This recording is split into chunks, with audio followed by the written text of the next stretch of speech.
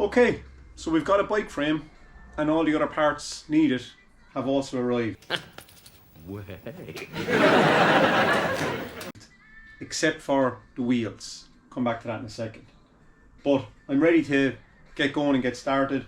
To be honest, everything's been here for a couple of weeks, but I was away on holiday. I'm back now a few days and I have a bit of time this evening to get started on this project. So just to give some perspective on how long it took everything to arrive, the frame was ordered on April 7th. On May 7th I got an email to say that the frame was ready, painted and was being shipped that day. The frame arrived with me then on May 16th. So actually pretty quick shipping really. So April 7th was when I placed the order and May 16th the frame actually arrived. Now I was expecting the wheels to arrive with the frame, but that didn't happen. So when I contacted them back, the wheels weren't ready yet. And long story short, after a lot of emails over and back, so the wheels has been a bit of a frustrating part of the process. Everything else was pretty smooth. But anyway, finally on June 2nd, just a few days ago, I got an email to say, with pictures of the completed wheels, the same way that they sent pictures of the frame before they shipped the frame, and that the wheels were going to be shipped that day or the next day. So that was June 2nd, and today is June 6th. So I probably still have at least another week before the wheels arrive. I do have some other wheels I can use as sort of donor wheels in the meantime for the build until the new ones arrive, so I can get on with things. And all the other parts arrived ages ago from AliExpress. So all the parts that I covered in the first video, they're all arrived, they're all here. And they all took about, I think it was about 10 days from when I ordered them to when the entire package arrived with everything in it. So again, that was a exceptionally good time scale there. So yeah, I think we have everything. I'll really only find out when I get stuck in and get started, and surely there'll be something that's I don't have or is missing or whatever, but we'll figure that out as we go along. The plan I think I'm going to do, first thing I'm going to do is I think I'll start on the steerer tube, get that cut to size, and then I'll move on to the cable routing. Then I think I'll tackle the bottom bracket. Then I think I'll tackle the levers, and then I'll see where I'm at after that. So yeah, let's get stuck in. Okay, so we start with the steerer tube. I'm going to leave all the spacers on. Easier to cut it down than to add anything back on, but I'm pretty sure I'm going to want them all on anyway based on the frame that I have hanging behind there that I usually ride on. So I did throw the wheels on it briefly and just sat up just to get a quick feel for it, and I decided, yeah, I'm just going to leave all the spacers for now, mark it up and cut it for that, and if at a later stage I want to cut it down, then that'll be easier than trying to do the opposite. As regards the steer tube itself, diameter we are looking at 28.59, 28.6. So I think that's standard in those, so 28.6. So I need to mark it up where it is now, and then I need to subtract from that marking the thickness of the top of that expander bung. And that expander bung is touch over 3 mil. So yeah, the recommendation is usually to subtract anywhere from 5 to 3 mil. So that when you tighten that compression plate at the top plate, that pulls everything together. So you want to have that room for that to come together. Otherwise, if you don't allow for that gap, then all that's going to happen is when you tighten up the top cap with the bolt, it's just going to sit flush and it's not actually going to compress or tighten anything. So you need to allow for that gap, and then it allows of that much compression. So let's get on with that now. We'll mark it up.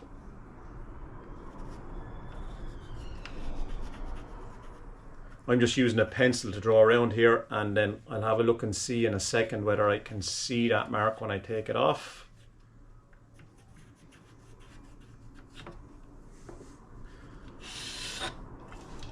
Yeah, that's pretty clear. And then I want to come down 3 mil from that mark. So I think what I'll do at this stage is I'll remove it all together, and then when I have it lined flat, it'll be easier to mark it up properly. As regards to spacers, that one goes at the top as a two little sort of knobbly bits in the top of it, two little pins that line up perfectly with the handlebars, so they sit in, lock into that there. So that goes at the very top. So that's like, if you like, the minimum spacer that you need to use, and that is 6.97 mil. Yeah, it says 7 mil. And then the two spacers underneath that are split spacers. So I presume that'll help if you need to do any adjusting later on, that you may not have to pull out everything, you can just separate those, but I'm not 100% sure on that. And as regards the thickness of those, the skinny one is 5 mil, the thick one is 10 mil.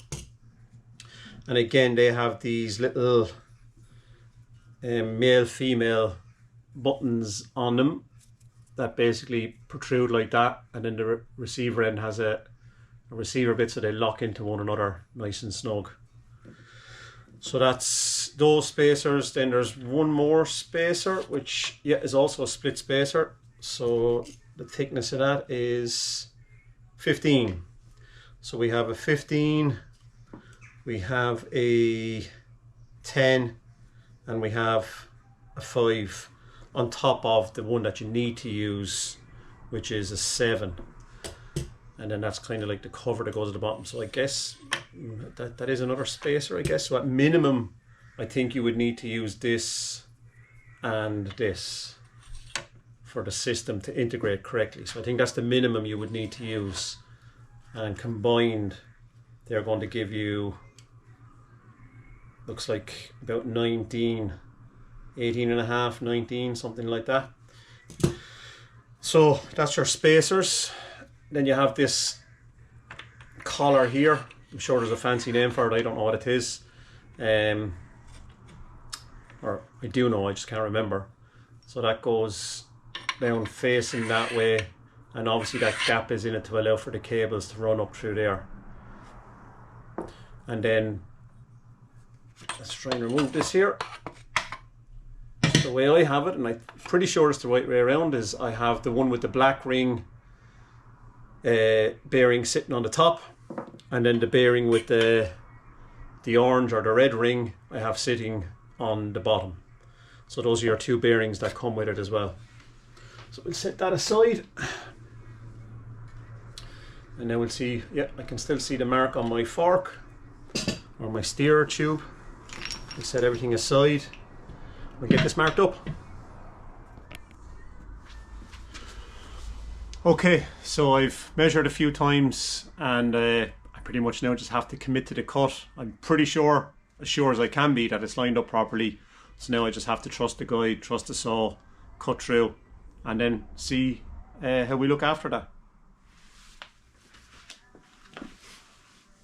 Cutting carbon, so I'm going to wear a mask, and I've got a water bottle to dampen down any dust.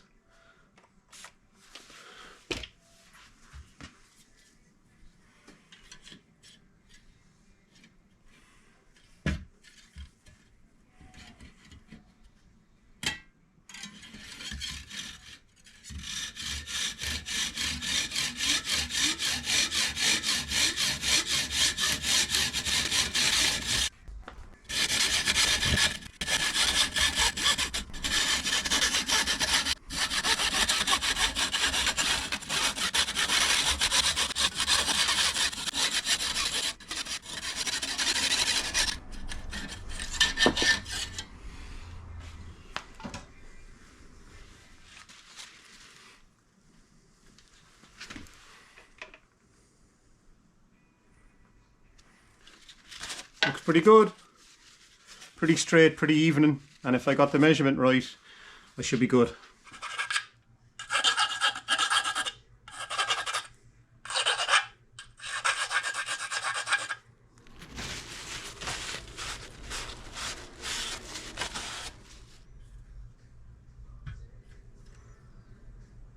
Right, let's put everything back together temporarily just to see if I got the length cut correctly. So start with our bottom bearing.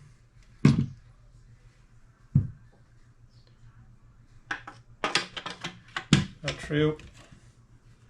Our top bearing.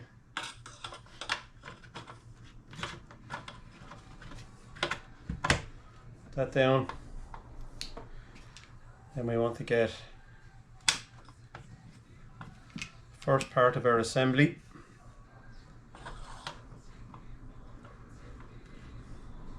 Sorry, we need that compression ring first. I think that's what it's called.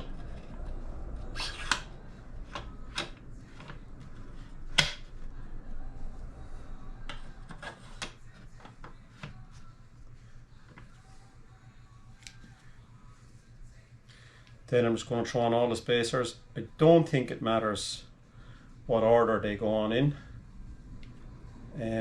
Although for some reason my gut tells me to put the skinniest one in the middle.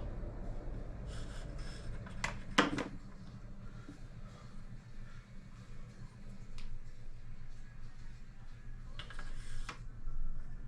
should line up with that. For some reason it's not. That's because I'm doing it wrong. That one's supposed to go on last. So you have the bottom one.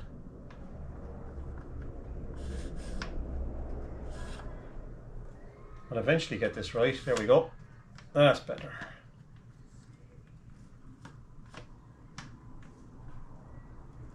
Snug. Snug, snug, snug. Yeah, I don't know why, but my gut just says put the skinny one in the middle. Probably makes absolutely no difference.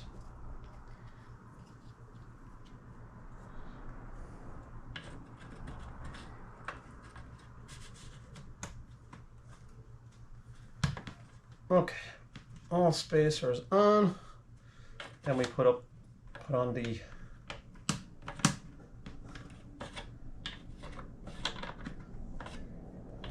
one, which should sit there snug. Doesn't quite want it for some reason. There we go. Clicked into place. Then we grab our handlebar.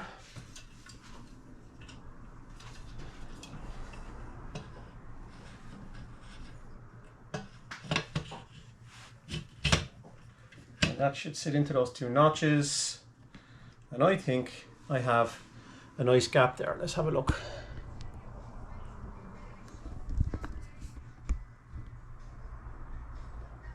So just below the top. Right, battery died just as I was showing that image, so we'll just show that again. So just below the top. Hopefully that shows it there.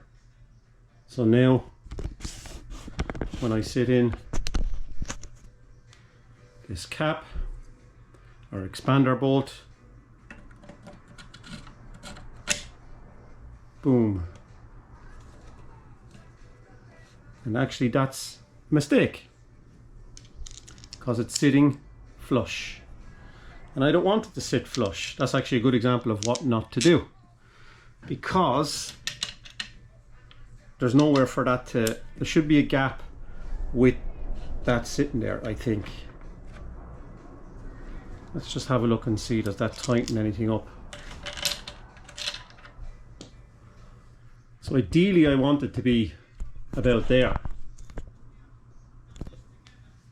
So you have that gap that when you tighten it up, it will then pull that down and pull everything together and finish there. So yeah, I need to be up around there really. So I'm going to have to cut another little piece off, which is not ideal. So I could put another small spacer in if I had one, but I don't. So yeah, I'm just going to have to take another 2 or 3 mil off. Right, I'm going to have a little think about this before I go cutting anything. Okay, so I went for it and I cut another bit, and now I think I have a nice gap there. So when that top cap goes on, the bolt goes down, we tighten up, we now have room for it to compress into. So yeah, job number 1 successfully complete as far as I'm aware. Happy with that. Let's move on to some cable routing.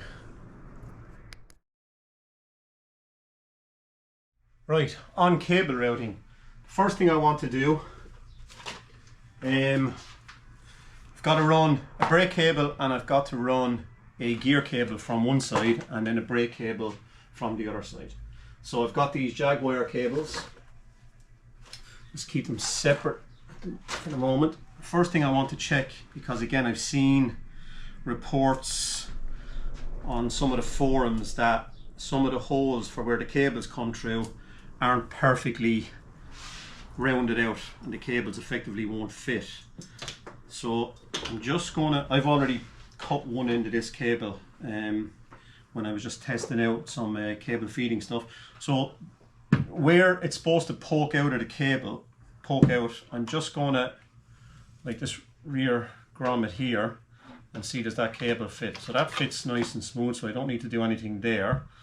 It's then going to run through the bottom bracket. It's going to run up through this tube here. It's going to come up through the top there.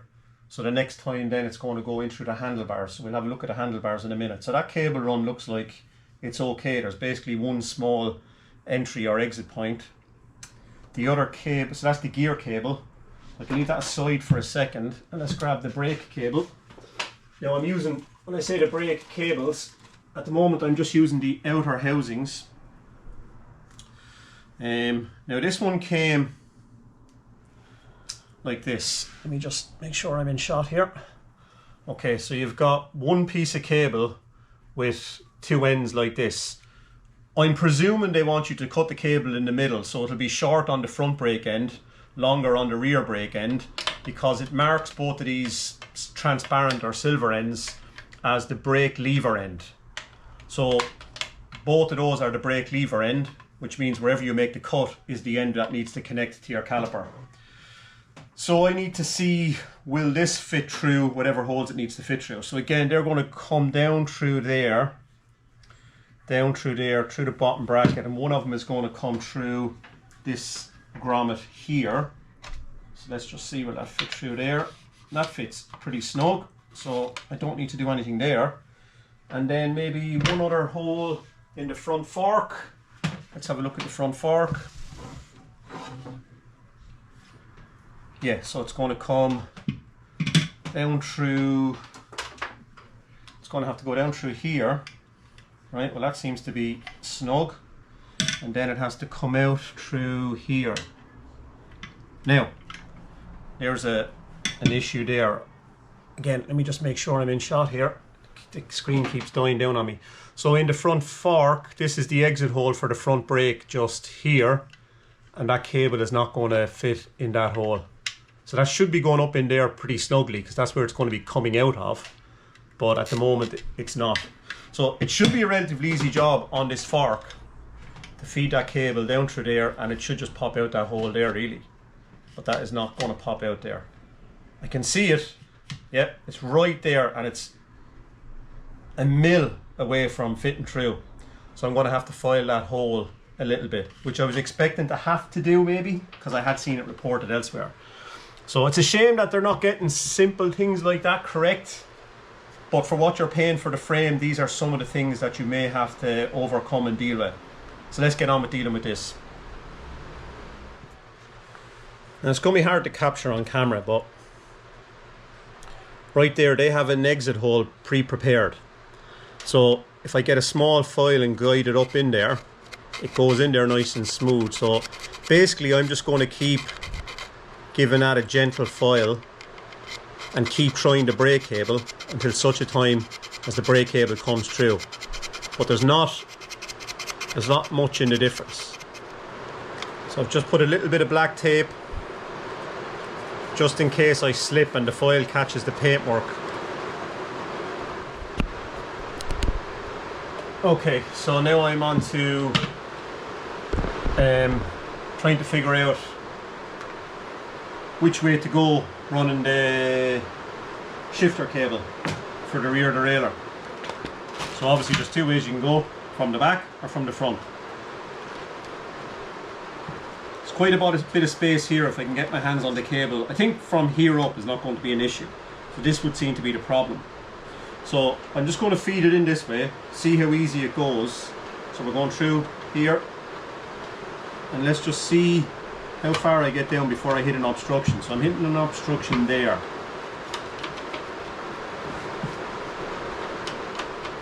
Right, so we'll get our magnetic tool out, and we'll try and run through our line first, and if we can get this through, we'll then try and get that attached and see can we then pull this through. Okay.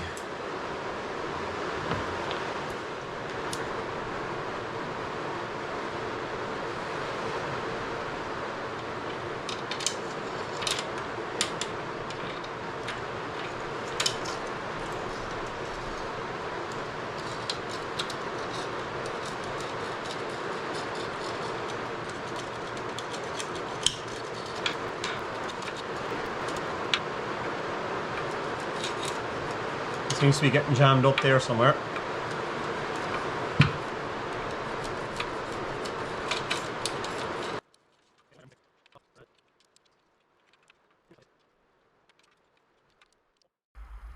So as I say, that did go on for ages, and eventually I decided to get a scope out, which I'm fortunate enough to own, and get a video camera in there, and this is what was causing the blockage. So it seems just to be a little sort of skin of carbon that's strong enough to stop that magnetic cable from getting through. So eventually what I did was, and this is a very, very shortened version of events, this video went on for 40 minutes. I eventually just got the actual outer cable, got it down there, and just basically forced it through. The cable itself, the outer cable, was more stiff and it was easier to push and force, but at least now I could see where I was pushing it and what I was pushing it against, and eventually it just came through, and that was job done.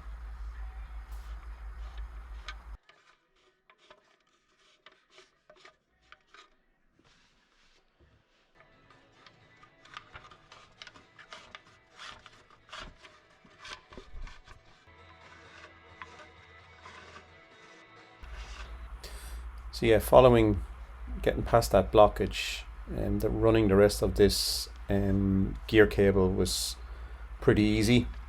You have plenty of room to play with in that storage pocket there. That gives you access.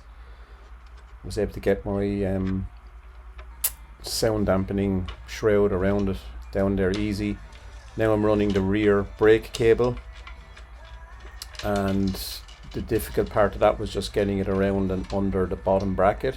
But again, not crazy difficult, just a little bit of maneuvering and poking things into the right direction.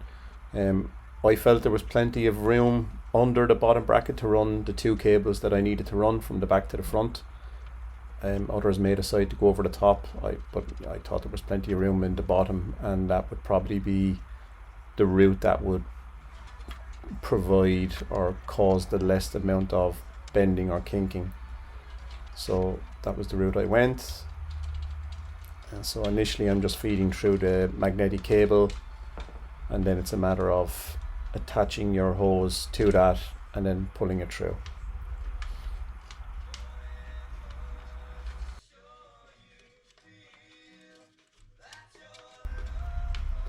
Now I can't remember exactly why.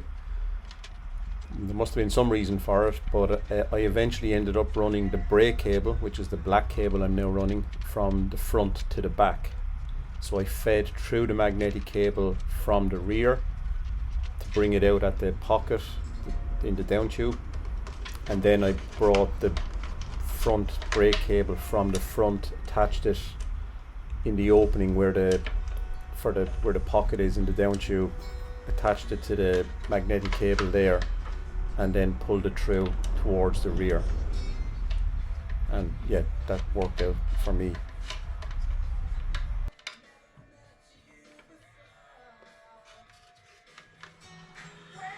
Okay, so all the other cables went in relatively easy, and I've got the bike in the bike stand now. I just took the saddle on to hold it, and now I'm going to attempt to run the cables.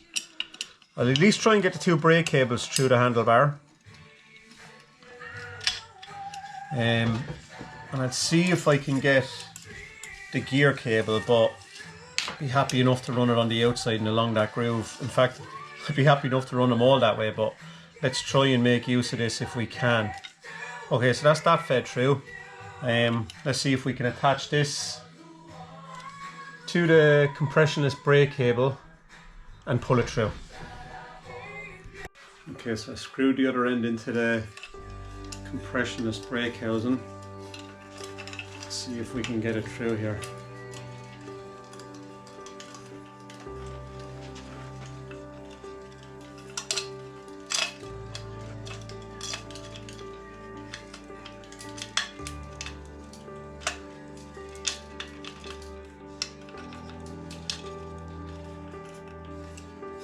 Okay, that's one through.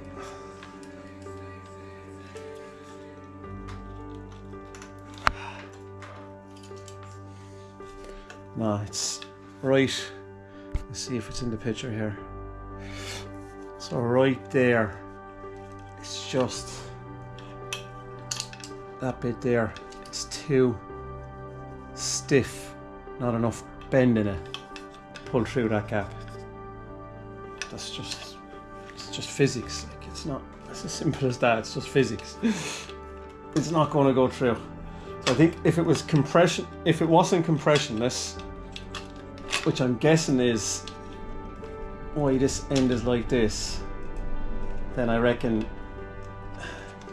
yeah, normal brake cable will probably go through. Even getting it back out is not exactly routine. So am I better off, I wonder, just taking them out through there? And let's have a look.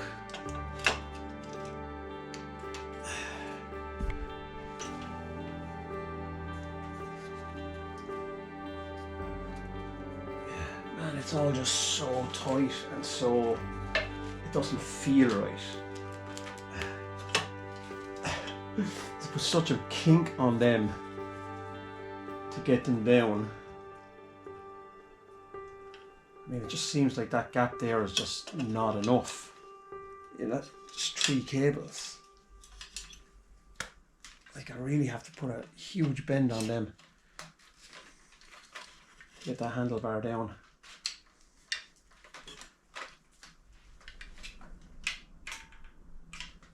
Go away and have a little think about this. So I did go away and have a little think about it, and that's when I stumbled across off camera that those silver bits at the end could actually be removed. This is a little bit of footage from later on. Once I had that figured out, I was able to run the cables through relatively easy and then get on with the next part of the build. So I just applied a little bit of grease to the screw going into the expansion plug here. But notice I don't put any grease or anything on the outside. Now some people will apply carbon paste on that, I've seen that, but I've also seen and I've read not to use carbon paste when you've got a scored surface coming up against smooth carbon. Apparently you don't need to use carbon paste and it might actually cause a problem. So I decided not to use the carbon paste because that made sense to me. The surface is already scored, which is essentially when you're using carbon paste, you're putting it on a smooth carbon surface that's going up against another smooth carbon surface. So you have 2 smooth surfaces coming in contact and you want to avoid that slippage. So the carbon paste kind of provides a score to one of those surfaces by introducing a sort of a sand or whatever it might be, a substrate in the grease. So there's no need for that if there's a scored surface. Now that's what I read, that's what I decided to go with, which was not to use carbon paste on that. Whether that's right or wrong, it's certainly something that's debated online.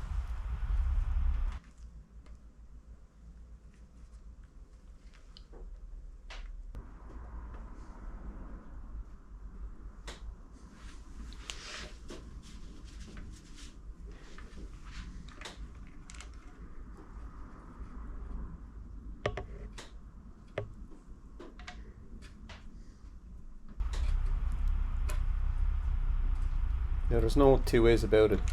This part is awkward and messy.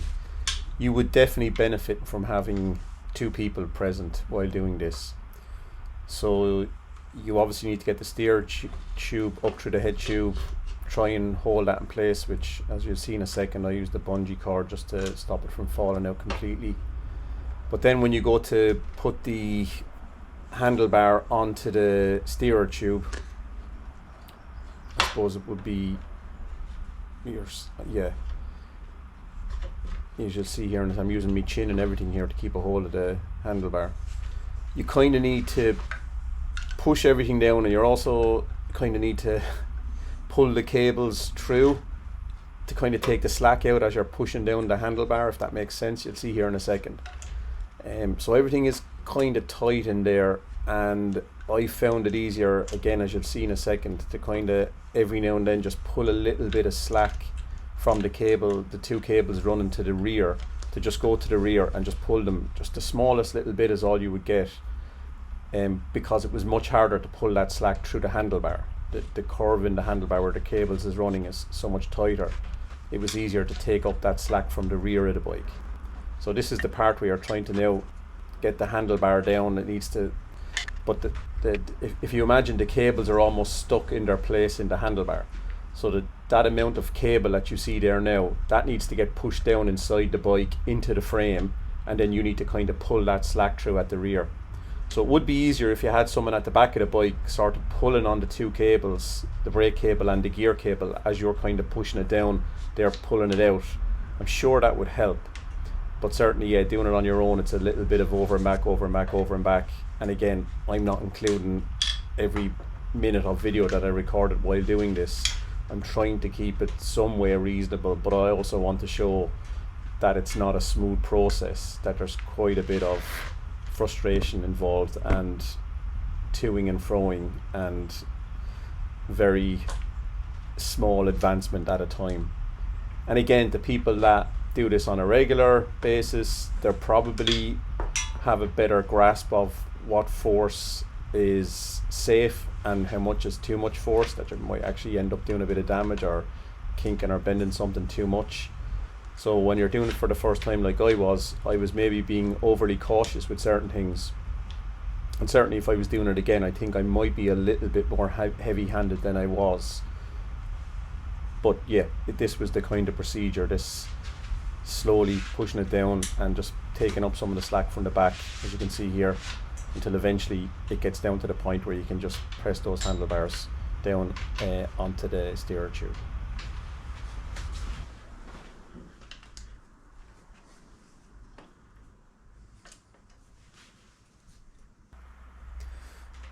Yeah, so as I mentioned, I could make this video a whole lot shorter by cutting out a lot of this, but the idea of this video is for novices like me to see what's involved, and I don't want to pretend that it was easier than what it was, but I also don't want to kind of say, oh, it was very difficult, very hard. It's not particularly difficult or hard, it's just time consuming, patience, a little frustrating, but I wouldn't say it was difficult or hard.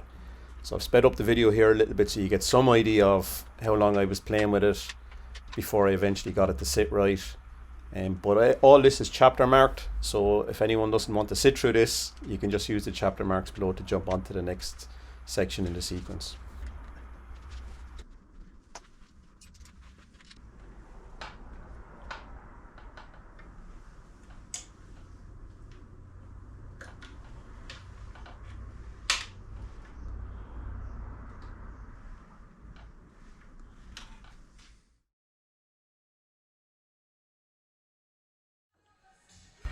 Okay, so I'm using the L2 levers, and the only thing I'd say that was awkward with them was trying to get access to the screw that tightens them onto the handlebars.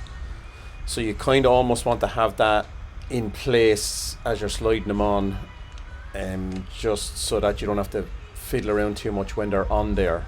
It'll make sense if you're using the same levers as me. It's hard to get that rubber back and get the tool in there to actually adjust them.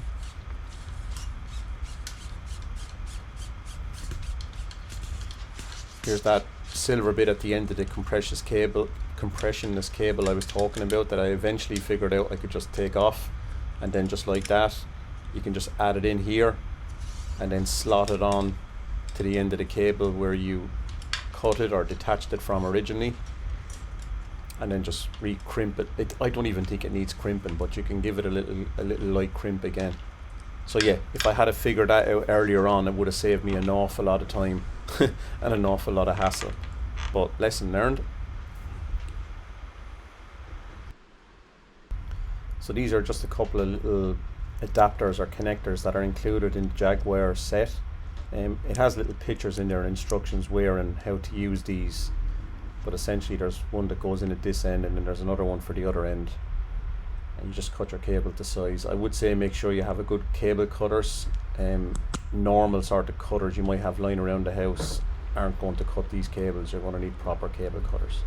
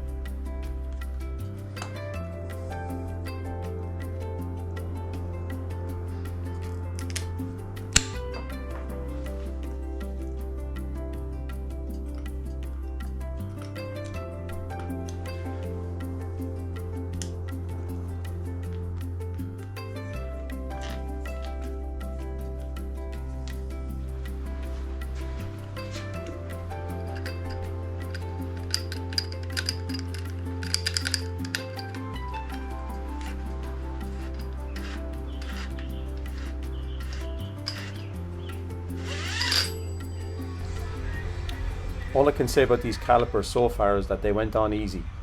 I didn't face the frame in any way or make any adjustments to the frame. I attached them as the frame arrived to me. I did use the adapters because I'm using 160 rotor, so I did need to have them lift up a little bit off the frame, so that's just standard anyway. And I'm using that little attachment from the Jaguar pack here to fit in there, but again, if you buy the Jaguar cable, that's kind of explained in the little packet when to use those or where to use them. And then I made another mistake here.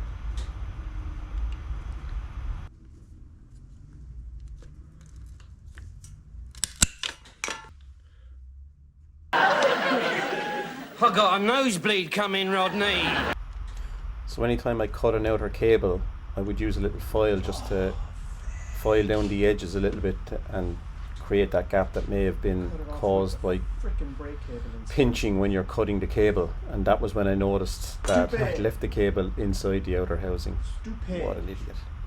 Had a spare cable, so was able to run it through and get on with my day. From about this point on, everything just started falling into place nicely. Oh, I can see it all now. It's beginning to make sense.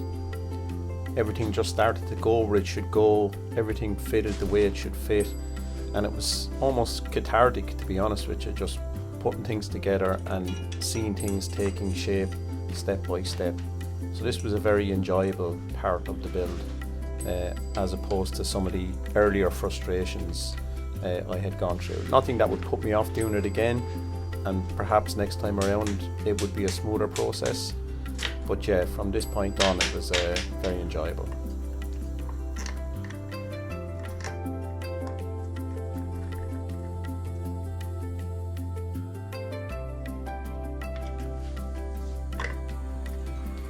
Another little tip I will give you, as you'll see here, when you cut a cable, maybe just wrap it in some insulating tape at the end, because inevitably it will have some sharp ends where you've cut it, and those sharp ends running up against the edge of your frame while you're working on something else, is going to scratch or score or in some way mark your frame. So I got away with it, luckily enough, but a couple of times I did see a cable running up against the edge of the frame, and yeah, I decided to just start wrapping those ends with a bit of insulating tape to try and prevent it from doing any damage to any of my new frame.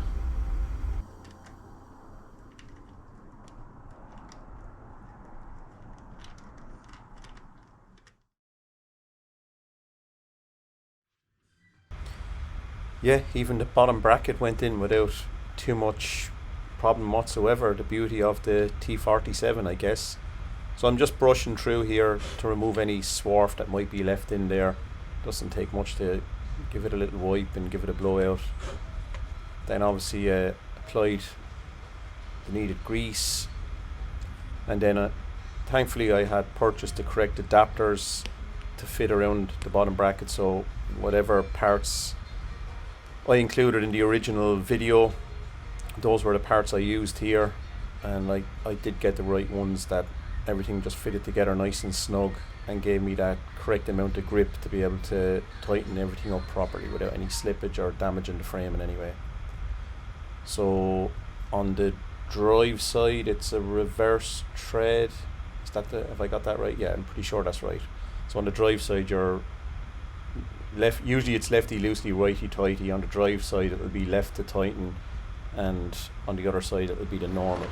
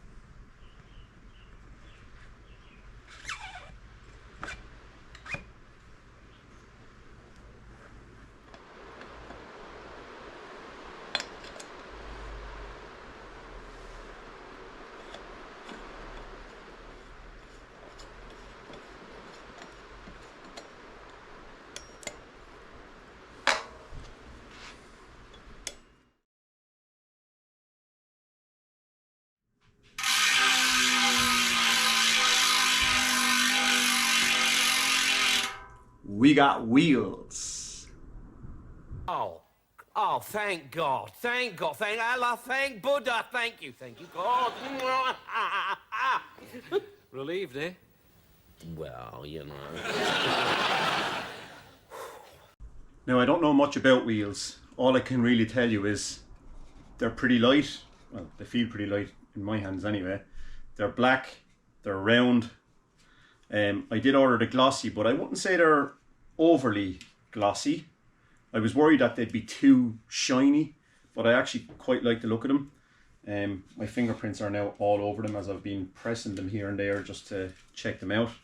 But yeah, I mean, as I say, I'm obviously no wheel expert, but I don't see... I was checking more for damage that may have happened in shipping or something like that, and I don't see anything. So nothing's jumping out at me as wrong, or I've stuck them in the frame, gave them a spin. They seem to spin pretty straight and true. Look, for what I paid, I'm sure they're not going to be the greatest wheels in the world, but I kind of specifically said I was just looking for something cheap to get me rolling and get the project on up and going. So they recommended these.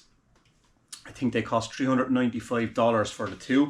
The reason I ordered them from Tantan as well was because I was kind of hoping that they would just arrive with the frame and the whole lot would be here at the same time. I wasn't expecting that it was going to be as long as a wait as it has been for the wheels. I don't know if that would have made me explore other options, but at the time, certainly part of the reason for ordering them direct with Tantan was the convenience of everything arriving together.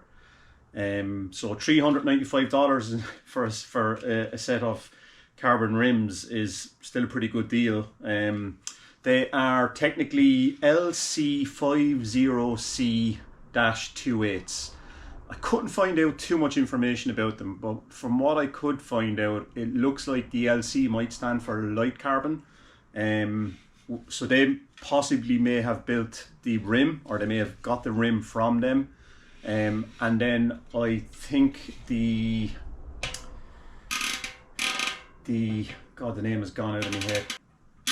The hub. Don't know why that was so hard to remember the word.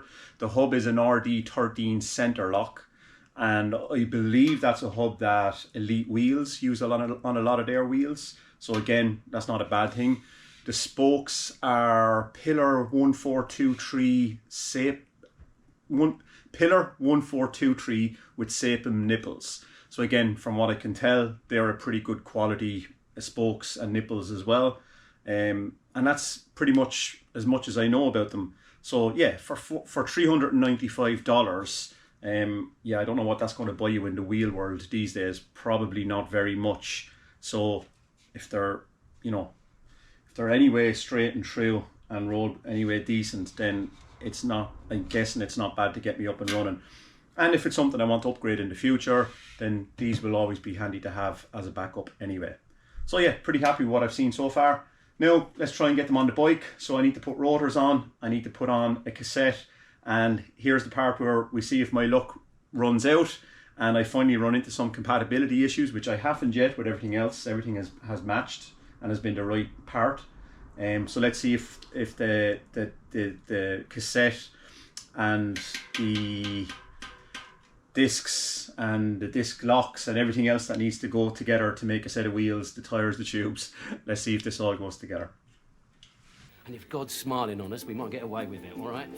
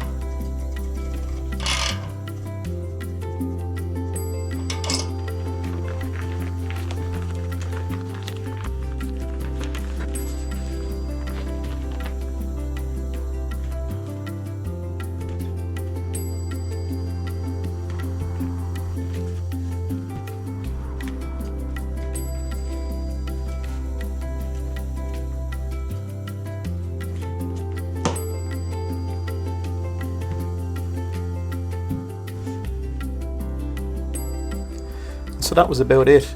And then to bring it all together, there was some finishing pieces. So obviously the chain was fitted. I then added some pedals that I already had. So pretty straightforward stuff there. I then indexed the gears, which was a little bit more tricky and patience required, but eventually that worked out okay. Aligned the brakes, so loosened off the brake calipers, applied the brakes, then retightened them with the brakes applied to center the brake discs within the calipers. Put on handlebar tape, so again, just watch a YouTube video, follow that.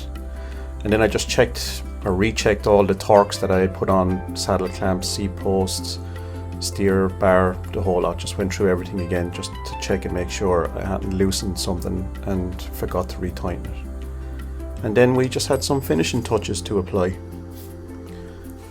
So I own a Cameo 4, which is kind of like a home cutter machine.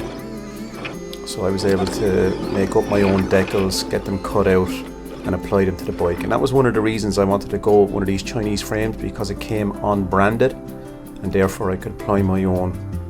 So I wanted to give a little nod to what the frame was, so I definitely did want to have that on there. And that's what it is. It is a Serif GR201.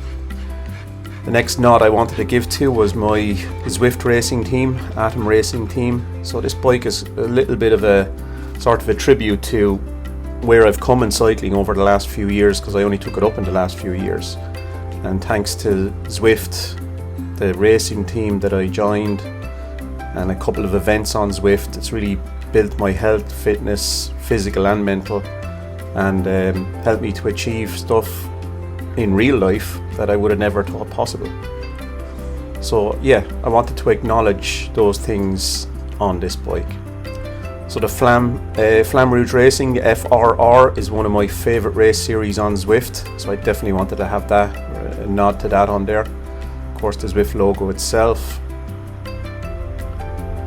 and just a few other bits and pieces that I thought, in my opinion, brought the whole project together. And this was pretty much what I had envisioned before I started, so I'm very happy with how it turned out.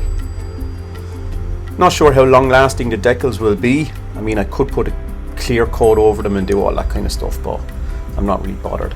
If some of them start to peel off or get really tattered, I can just reprint them and reapply, but